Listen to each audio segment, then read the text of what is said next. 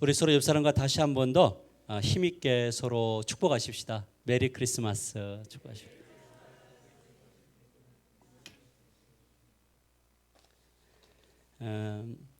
우리는 그동안 말라기서를 통해서 하나님의 침묵, 즉 영적 암흑기가 찾아온 원인에 대해서 우리가 살펴보았습니다. 왜 암흑기가 왔을까? 왜 하나님이 침묵하셨을까? 그 원인은 모든 사람들이 하나님의 사랑 고백, 내가 너를 사랑한다, 내가 너의 인생을 책임질 거다, 현세도 그렇고 내세도 책임질 거다, 이 고백을 했는데 사람들이 이 예수님의 고백을 무시했어요. 자꾸 무시하다 보니까 뭐가 쌓이기 시작했냐면 담이 쌓였어요. 두껍게 쌓였을 뿐만 아니라 높게 쌓여서 하나님과 우리가 오고 가는 그 모든 길들이 다 막혀버린 거예요. 그래서 뭐가 되냐면 이 영적 암흑기가 찾아오게 된 거죠. 근데 이 영적 암흑기의 중심에 누가 있었느냐면 바로 제사장들이 있었어요. 그 제사장들이 하나님과 담을 쌓아버렸어요.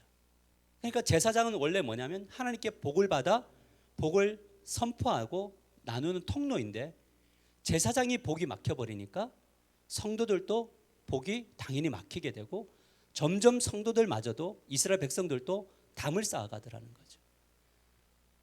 예전에는 목사로 살아가는 것이 참 어떤 자부심이었거든요. 근데 지금은 두려운 이유가 뭐냐면 하나님과 나 사이에 담이 생겨버리면 성도들도 담 생길 가능성이 되게 많다라는 걸 알기 때문에 그렇습니다. 근데 이것을 이 담 쌓았다, 이것을 성경은 뭐라고 이야기하면 말라기는 레위 언약을 깨뜨렸다 이렇게 이야기했어요. 레위 언약이 뭐라 그랬죠? 뭐와 뭐를 주는 것이라 그랬죠? 생명과 평강, 샬롬을 주는 것인데, 하나님이 생명 주고 샬롬 주고 싶어도 살아갈 때 삶의 의미를 발견하고 힘있게 살아가고, 야 정말 내 인생이 좋구나, 힘있구나, 이것을 막 생명을 불어주고 싶은데, 풍성한 삶을 주고 싶은데 담이 막아버려요. 그러니까 뭐가 사라지냐면 샬롬이 사라져요. 뭔가 잘 되는 것 같은데 마음은 불안하고, 뭔가 펼쳐질 것 같은데 마음속에 평강이 없는 거예요. 이유가 무엇이냐? 담을 쌓았기 때문이다. 이 담은 몇 년 동안 쌓였냐면 적어도 400년 동안 이 담이 쌓여 있었어요. 400년 동안 생명과 평안, 즉 하나님의 복을 담아내지 못했어요. 사람들은 그래서 샬롬이 없고 생명이 없으니까 스스로 그것을 만들려고 엄청 노력을 했어요. 근데 안 돼요. 누군가를 누르고 누군가를 짓밟지 않으면 이 복을 누릴 수가 없는 거예요. 그래서 점점 어떤 사람들이 생겼냐면 힘 있는 사람들이 생기기 시작했죠. 그렇게 페르시아를 지나서 헬라 알렉산더 대왕의 제국을 떠나서 로마라고 하는 나라까지 와서 모든 제국들이 자신의 생명과 샬롬을 누리기 위해서 힘과 권력을 가지는 그런 세상, 누군가는 행복했지만 누군가는 불행한 그런 세상이 도래했다는 거예요. 왜요? 하나님의 복이 흐르지 않으니까. 그런데 이 담이 이제 허물어지기 시작했습니다. 그리고 그 무너진 틈 사이로 하나님의 생명과 평강이 흐르기 시작을 했습니다. 그렇다면 도대체 어떤 방식으로 어떤 사람들에게 이 하나님의 생명과 복이 흘렀는가? 오늘 이 부분을 함께 살펴보려고 합니다. 그래서 오늘 말씀의 제목이 무엇이냐면, 오늘 말씀의 성탄, 누구를 위한, 무엇을 위한 좋은 소식인가? 우리 같이 한번 읽어볼까요? 시작. 성탄, 누구를 위한, 무엇을 위한 좋은 소식인가? 말라기서를 통해서 다시 한번 정리해 나가 보십시다. 우리가 지난주에 살펴봤던 말라기서 3장 1절에는 이렇게 말씀하고 있어요. 우리 같이 한번 크게 읽어보십시다. 시작. 만군의 여호와가 이르노라, 보라 내가 내 사자를 보내리니 그가 내 앞에서 길을 준비할 것이요 또 너희가 구하는 바 주가 갑자기 그의 성전에 임하시리니 곧 너희가 사모하는 바 언약의 사자가 임하실 것이라. 말라기 선지자는 하나님의 생명과 평안을 주실 언약의 사자가, 메신저가 이 땅에 올 거다라고 말했습니다. 언약의 사자는 누구죠? 바로 주 예수 그리스도. 따라합시다. 언약의 사자는 주 예수 그리스도이십니다. 여기서 가장 중요한 건 무엇인가? 주 되시는 예수 그리스도가 이 땅에 오시는데, 이 아들이 누구에게나 다 임하는 것은 아니었어요. 벽이 허물어지는 모든 사람이 다 벽을 허물지는 않았어요. 누구는 벽을 허물었고요, 누구는 벽을 계속 유지하고 있었어요. 오늘 이 말라기서가 말하고자 하는 게 뭐냐면, 사모하는 바 언약의 사자가 왔다 이거예요. 누구에게 이 담이 무너집니까? 누구에게 생명이 주어지고 누구에게 평강이 임합니까? 그것은 사모하는 자에게 임했다는 거예요. 오늘 저와 여러분이 이 주 예수 그리스도를 늘 사모하게 되기를 주님의 이름으로 간절히 축원합니다. 이 예수 그리스도가 이 땅에 오셔서 사모하는 자들에게 어떤 일을 행하셨느냐? 두 가지를 행하셨는데요. 첫째가 뭐냐면 죄로부터 벗어날 길을 여셨어요. 벗어나게 하셨어요. 따라서 죄로부터 벗어나게 하셨습니다. 말라기서 3장 2절에서 3절 우리 같이 나에게 주는 말씀을 같이 읽읍시다. 시작. 그는 금과 은을 연단하는 불과 같을 것이며 포백하는 잿물과 같을 것이다. 그는 은을 정련하여 깨끗하게 하는 정련공처럼 자리를 잡고 앉아서 레위 자손을 깨끗하게 하실 것이다.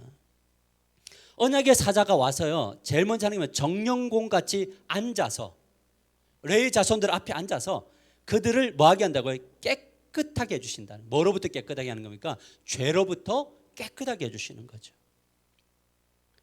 우리가 살펴보면 레위 자손과 백성들이 어떤 삶을 살았습니까? 그 입술과 입에서 하나님의 말씀이 떠났어요. 이 입술에서 고백되어지는 것이 말씀이 없었어요. 아파트 이야기, 성공의 이야기, 주식 이야기, 어떻게 하면 이 땅 가운데서 더 많이 가지는 이야기, 이런 것들로 온통 가득 차 있었어요. 입술에 뭐가 없었냐면 말씀이 없었어요. 여러분, 그렇기 때문에 말씀이 없으니까 바른 길로 떠나버렸어요. 길에서 떠났고 많은 사람들이 곁길로 갔다. 말라기 2장 9절에 이야기합니다. 곁길로 갔다는 것은 어떤 의미입니까? 그것은 바로 내가 스스로 주인 되어지는 길로 걸어갔다라는 거예요. 내가 왕 되는 길. 그렇게 해서 레위 언약이 깨뜨려 버려진 거예요. 여러분, 하나님의 언약은요, 하나님의 생명과 평강은 내가 왕이 아니고 하나님이 왕이십니다.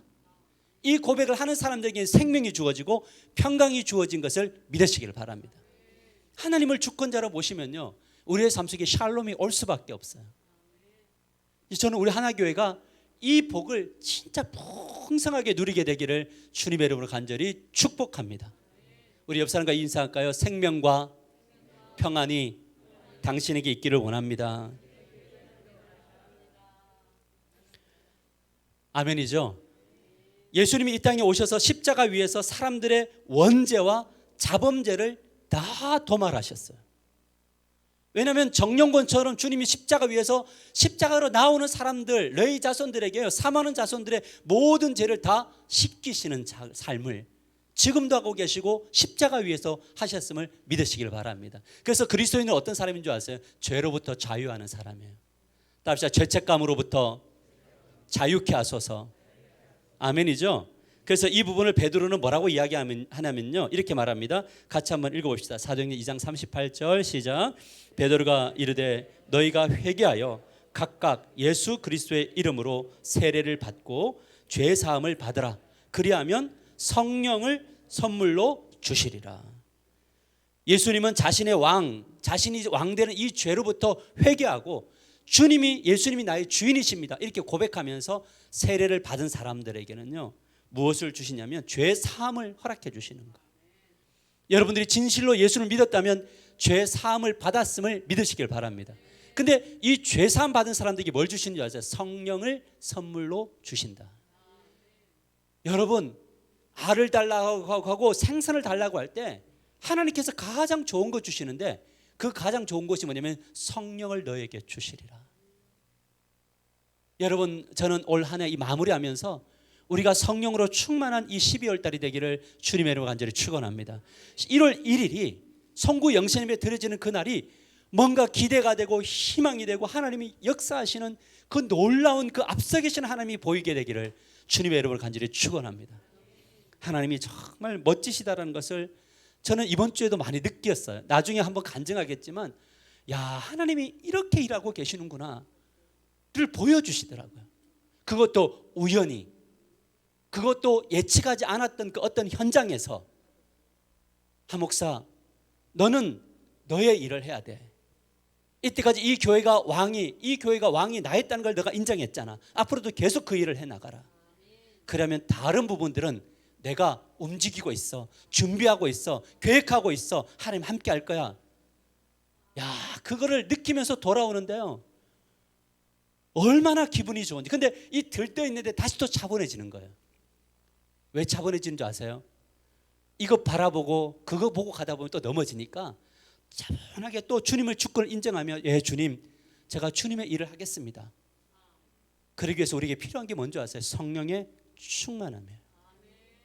성령의 충만함이 없으면 우리 안에 풍성한 삶도 사라지고 평강도 사라지게 되어져 있다. 자, 그런데 예수께서 이 땅에 오신 것은 첫 번째 죄를 사하셨고요, 두 번째는 뭐냐면 참된 예배를 회복한다. 따라합시다. 참된 예배를 회복하게 하소서. 예배가 다 예배가 아니에요. 이 자리에 있는다고 해서 예배가 다 예배가 아니에요. 매주일만 들어지는 예배가 다 똑같은 예배가 아닙니다. 참된 예배가 있고 형식적인 예배가 있어요.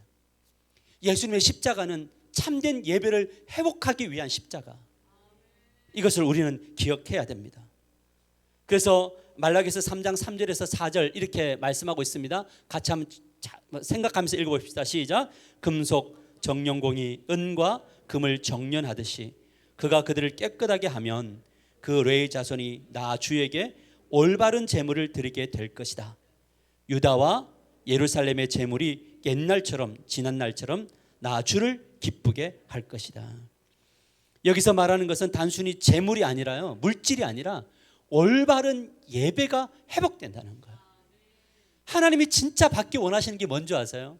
그것은 참된 예배, 그리스도의 그 죽으심과 부활의 의미를 알고 성령으로 충만한 자들의 그 예배를 드리다가 눈물이 있고, 예배를 드리다가 무릎 꿇음이 있고, 예배를 드리다가 손을 들미 있고, 예배를 드리다가 나의 인생의 빗줄기가 쫙 비춰지는 그런 예배. 그래서 하나님 진짜 오르십니다, 하나님 살아계십니다 라고 하는 그 예배를 하나님이 진짜 받기를 원하시는 거예요.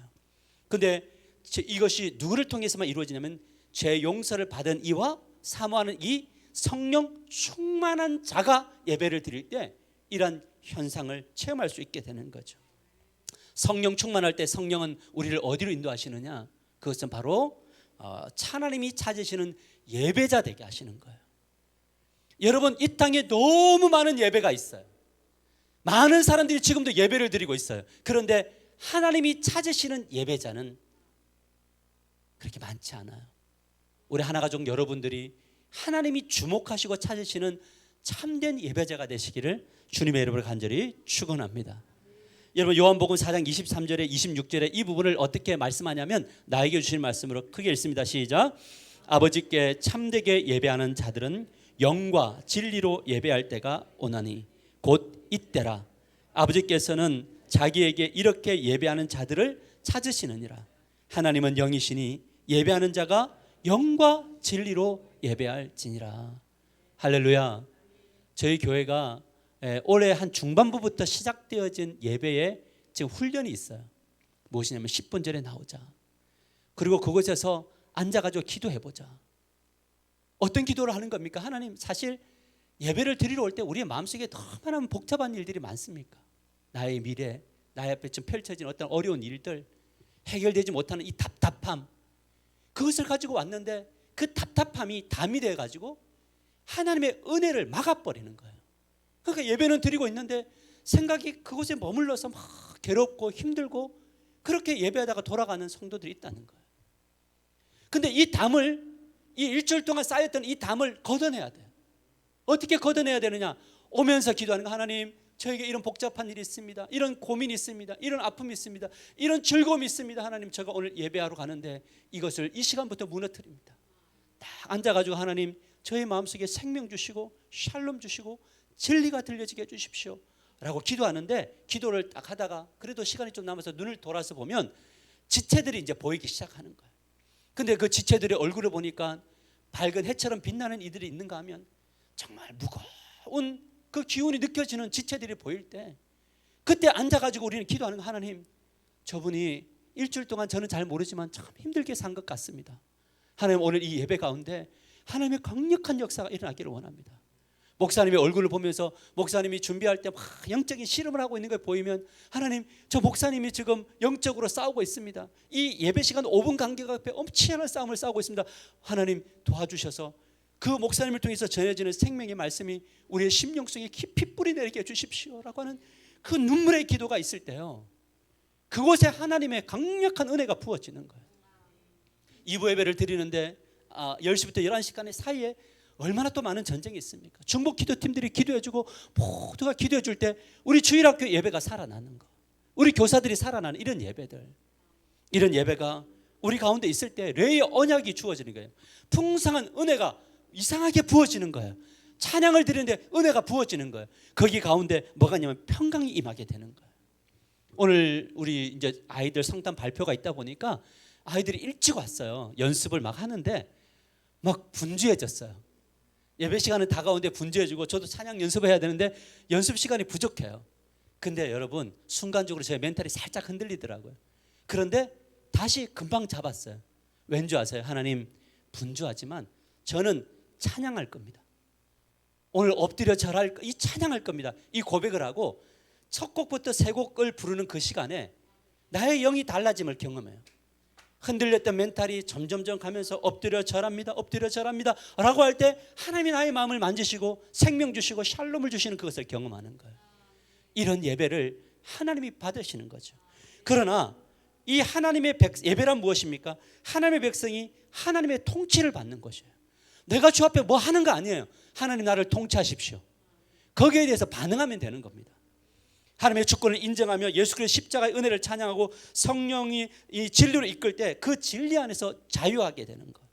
무엇보다 하나님의 축복이 주어지는 현장, 그 현장이 예배 현장인데 우리 하나교회 예배 안에 매 예배마다 축복이 부어지게 되기를 주님의 이름을 간절히 축원합니다. 축복을 쟁취하십시오. 축복은 하나님 나라를 침노하는 자들의 것이에요. 사모하는 자들에게 축복이 임하게 될 줄 믿으시길 바랍니다. 예배드리다가 생명과 예배드리다가 복을 받고 예배드리다가 화평이 임하게 되기를 주님의 이름으로 간절히 축원합니다. 하지만 예배는 어떤 특정한 날에만 주어지는 것은 아니에요. 예배는요, 주일 예배 드려지는 공동체 예배를 통해서 하나님의 통치를 받고 생명과 평안을 얻은 사람들이 이제 삶의 예배자로 가는 겁니다. Into the world 하는 겁니다. 그렇게 예배가 확대되어지는 겁니다. 이 부분을 로마서 12장 2절은 이렇게 말씀하고 있습니다. 우리 같이 읽을까요? 시작. 그러므로 형제들아, 내가 하나님의 모든 자비하심으로 너희를 권하노니 너희 몸을 하나님이 기뻐하시는 거룩한 산 제물로 드리라. 이는 너희가 드릴 영적 예배니라. 너희는 이 세대를 본받지 말고 오직 마음을 새롭게 함으로 변화를 받아 하나님의 선하시고 기뻐하시고 온전한 뜻이 무엇인지 분별하도록 하라. 그래서 삶의 현장에 딱 가서요, 하나님 저 예배자입니다. 그 현장에서 지금 어떤 것을 선택해야 될까? 옳은 것과 옳지 않은 것의 선택의 그 분별력, 옳은 것과 더 옳은 것을 분별하는 분별력. 그래서 주님 앞에 나올 때 하나님, 제가 옳은 삶을 택했습니다. 더 옳은 삶의 열매들을 주님 앞에 드립니다. 할 때 예배는 순환적으로 주일로부터 시작해서 월요일 예배, 수요일 예배, 목요일, 금요일, 토요일 예배가 절정에 이르는 거예요. 그래서 그 은혜의 감격이 주일날 와서 예배를 드릴 때 폭발적으로 또 임하는 겁니다. 그래서 생명과 평안은 더해지고 더해져야지 주어졌는데 마이너스로 갔다가 다시 와서 회복되고 또 다시 마이너스로 가는 그런 예배의 패턴이 여러분에게는 주어지지 않게 되기를 주님의 이름으로 간절히 축원합니다. 예수 그리스도의 십자가는 더욱더 풍성해지는 십자가예요. 그래서 세상 속에서 더욱더 풍성한 은혜가 임하는 그 영성, 저는 우리 하나교회가 그런 예배를 꿈꾸는 그 소망이 있게 되기를 주님의 이름으로 간절히 축원합니다. 우리 가슴에 손을 얹고 고백할까? 하나님, 더욱더 풍성한 예배를 드리게 하소서. 아멘이죠? 그러면 여러분 삶 속에 샬롬이 오게 될 수밖에 없다는 거죠. 그렇다면 하나님의 침묵을 깨뜨린 언약의 사자, 즉 예수 그리스도가 이 땅에 누구에게 오셨느냐, 어떤 사람이 오셨느냐라는 거예요. 우리 2장 누가복음 2장으로 가보시면 1절에서 5절을 보면요, 이렇게 말합니다. 그때 가이사 아구스도가 영을 내려 천하로 다 호적하라 하였으니 이 호적은 구레뇨가 수리아 총독이 됐을 때 처음 한 것이라. 모든 사람이 호적하러 각각 고향으로 돌아가매 요셉도 다윗의 집 족속이므로 갈릴리 나사렛 동네에서 유대를 향하여 베들레헴이라 하는 다윗의 동네로 그 약혼한 누구와 마리아와 함께 호적하러 올라가니 마리아가 이미 잉태하였더라. 자, 여기 보십시오. 여기에 특이하게도 가이사 황제 아구스도가 나옵니다. 그리고 구레뇨가 수리아의 총독인 구레뇨가 나옵니다. 근데 여러분, 예수님이 아구스도에게 나타나면 훨씬 더 영향력 있지 않겠어요? 전 세계를 지배하는 로마의 황제에게 이 복음이 들어가면요, 전 세계로 복음이 들어갈 가능성들이 많아요. 근데 하나님이 왜 이 아구스토나 구레뇨 같은 이 영향력 있는 사람들에게 오지 않았을까? 왜 이 무명의 사람이었던 요셉과 마리아에게 왔을까? 무엇보다 베들레헴 지역의 목자들에게 10절에서 11절을 보면 목자들에게 예수님 천사가 나타나서 왜 이 좋은 기쁜 소식을 전해 주었을까라는 거예요. 여러분, 이들이 보면은요, 이 목자가 천사가 나타나서 좋은 소식을 줄 거다는 소식을 딱 들을 때 이들이 어떻게 행동을 하냐면요, 16절 말씀을 같이 한번 읽어보십시다. 16절 같이 읽겠습니다. 그리고 시작. 그리고 그들은 급히 달려가서 마리아와 요셉과 구유에 누워 있는 아기를 찾아냈다. 이렇게 나가요. 여러분, 자, 이 성경 구절을 보세요. 그들은 목자예요. 목자들이 급히 달려가서 마리아와 요셉과 구유에 누워 있는 아기를 찾아냈어요. 여러분, 왜 하나님은 요셉과 마리아를 통해서 예수님을 이 땅에 오게 하셨는가? 왜 목자와 같이 볼품없는 사람들에게 먼저 나타났는가? 왜 그들에게 가장 좋은 소식을 전해 주었을까? 그 이유는 뭐냐면 그들은 겸손했고 가난한 심령을 가지고 있었어요. 이 사람들은 이 땅에서 무시당했어요. 이 땅을 바라볼 때 별 소망이 없었어요. 이들의 마음속에는 있었어요. 하나님, 침묵을 깨뜨려 주세요. 성경이 약속한 메시아 저에게 허락해 주세요. 언제쯤 메시아가 옵니까? 라고 하는 이 가난한 심령이 그들에 있었고, 오실 메시아에 대한 갈망함, 아까 뭐랬죠? 사모하는 바, 언약의 사자가 임하는 거예요. 그랬기에 천사가 나타나서 큰 기쁨의 소식을 너에게 전할 복음이 왔다라고 할 때 그들은 그 이야기를 뭐냐면 믿었고 급히 달려갔고 찾았고 결국 찾아냈다는 거예요. 반면에 로마 황제 아구스도나 구레뇨 같은 사람들은요, 예수님이 나타났다, 이 땅에 왕이 나타났다 그러면 제일 먼저 뭘 생각하는 줄 아세요? 이 예수를 어떻게 쳐낼까를 생각해요. 그 대표적인 사람이 누구냐면 헤롯 대왕. 헤롯 대왕에게 동방 박사들이 와서 이야기합니다. 이 베들레헴에 유대의 왕이 나셨다라고 할 때 그를 찾으면 나도 가서 경배하겠다 했지만 그 내면에 뭐가 있냐면 예수를 죽일 생각을 하는 거예요. 왜? 이 땅에서 내가 왕되어 살아가야 되는데 이 땅에 유대인의 왕이 온다고? 용납할 수 없는 겁니다. 그랬을 때 스스로 왕이 된 사람들은 이 메시아 따위는 의미가 없는 겁니다. 그렇기 때문에 예수님은 가장 낮은 사람, 심령이 가난한 사람들에게 찾아와서 하나님의 놀라운 역사를 나타내 주셨다라는 거죠. 이 원리는, 이 하나님 나라의 원리는 오늘 이 시간에도 동일하게 임한다. 여러분, 신앙의 승부처가 어디일까? 신앙의 승부처는 나는 하나님 없이는 아무것도 아닙니다 하는 사람들에게 이 예수 그리스도의 생명과 평강이 임하게 될 줄 믿으시기를 바랍니다. 여러분, 초라하게 살아가라는 것이 아닙니다. 이 세상에서 능력의 사람이 돼야 되지만, 우리가 목표하는 바로 올라가야 되지만, 올라가는 그 과정 속에서요 항상 고백해야 돼요. 뭐냐면 하나님, 나는 하나님 없이는 아무것도 아닙니다. 이 고백. 답시다. 하나님 없는 나는 아무것도 아닙니다. 여러분, 이 고백을 진짜 진실로 드리면요 환경이 팍팍 변할까요? 그렇지는 않더라고요. 하나님 없이는 아무것도 아닙니다 해도 환경은 여전히 어려울 수 있더라고요. 그런데 그럼에도 불구하고요, 그 순간순간마다 저 하나님 필요해요. 하나님 도와주세요. 그런데 하나님이 은혜를 베푸셨어요. 그 은혜의 베푼 자리, 내가 드러나는 자리, 사람들의 인기가 막 올라가는 그 자리에 딱 섰을 때 그때 이 영성이 필요하더라고요. 하나님 없이 나는 아무것도 아닙니다. 그러니까 뭐 하게 되냐면 어떠한 자리에 머물러도요 누구를 의존하게 되면 하나님을 의존하게 돼요.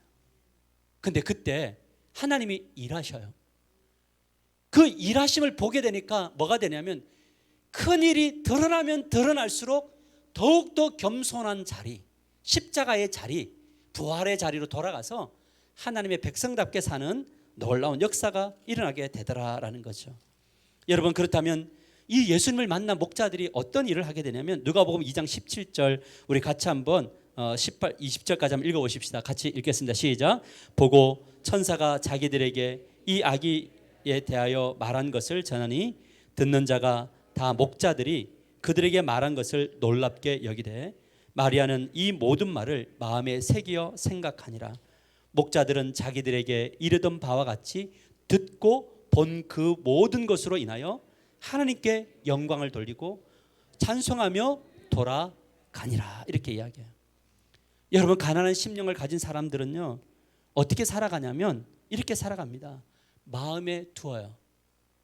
옆에 있는 누군가가 내가 하나님의 주권을 인정하고 살았더니 하나님 나에게 이런 일들을 행하셨더라.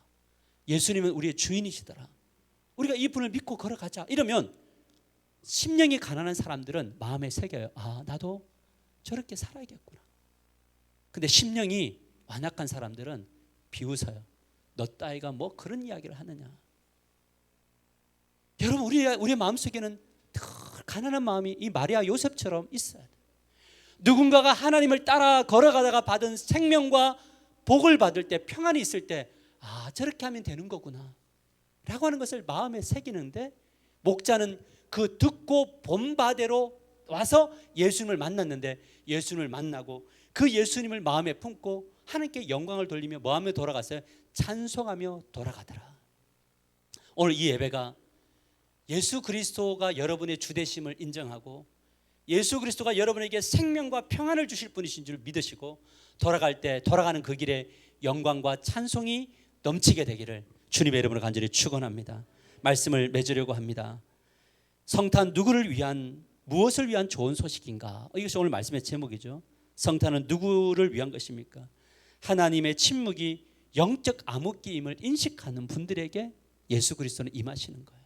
하나님, 요즘에 돌아보니까 하나님의 음성이 들려지질 않습니다. 하나님, 위기입니다. 저 좀 도와주세요. 하나님. 그런 분들에게 하나님은 찾아가요.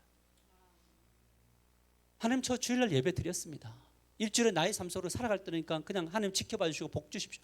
이러면 안 돼요. 하나님, 저에게 순간순간 음성이 들려지게 해주십시오. 우리에게도 가난한 심령이 주십시오. 나는 하나님의 통치가 필요합니다 라고 하는 이 고백, 이것이 오늘 이 예배 가운데 갈망되어지고 여러분의 삶 속에 고백되어지기를 주님의 이름으로 간절히 축원합니다. 다시 한 번 더 고백할까요? 나는 하나님의 통치가 필요합니다. 자, 우리의 가정은 하나님의 통치가 필요합니다. 다시 한 번 더, 우리의 교회는 하나님의 통치가 필요합니다. 다시 한번 따라할까요? 직장과 사업의 현장에 하나님의 통치가 필요합니다. 이런 분들에게 생명과 평강이 주어질 겁니다. 그럼 무엇을 위한 성탄인가 라고 할 때 그것은 우리 13절 14절 읽고 마치겠습니다. 같이 읽읍시다. 시작. 호련히 수많은 천군이 그 천사들과 함께 하나님을 찬송하여 이르되 지극히 높은 곳에서는 하나님께 영광이요 땅에서는 하나님이 기뻐하시는 사람들 중에 평화로다. 천사들과 예배자들은 다 같이 뭐하러 갔죠? 예배하며 갔어요. 여러분의 삶이 예배가 되기를 주님의 이름으로 간절히 축복합니다. 우리 옆 사람과 우리 인사합시다. 메리 크리스마스. 예배자가 되십시다. 우리 시간에 잠시 한번 기도하십시다. 오늘 말씀을 기억하면서 기도하실 때 나를 위하여 오셨고 내가 무엇을 해야 될지 알게 하기 위해서 오셨다고 말씀하십니다. 하나님, 저에게 레이의 언약을 주십시오.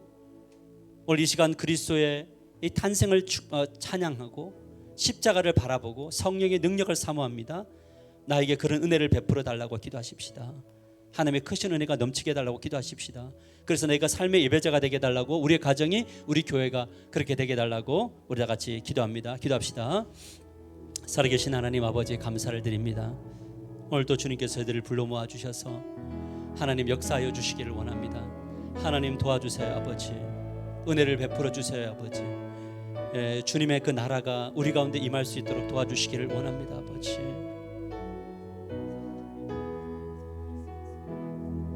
좀 이따. 아버지 하나님 감사합니다. 오늘 또 우리가 주셨던 말씀을 가슴에 품고 우리가 주여 평강과 생명과 또 주님 성령의 복을 받아 누리기를 원하고 이 땅에서 왜 살아야 되는가, 무엇을 위한 성탄인가 할 때 예배자로 서기 위한 성탄임을 알게 하기를 원합니다. 나만을 위한 예배가 아니라 주여 죽어가는 영혼들을 위한 예배이게 하시고 그들이 돌아와서 주님을 예배하게 도와주시고 그들이 주님께 영광 돌리는 불신자들이 돌아오고 가난한 성도들이 돌아오고 하나님 아버지 우리들도 주께 돌아오는 그런 참된 예배가 될 수 있도록 역사하여 주시옵소서.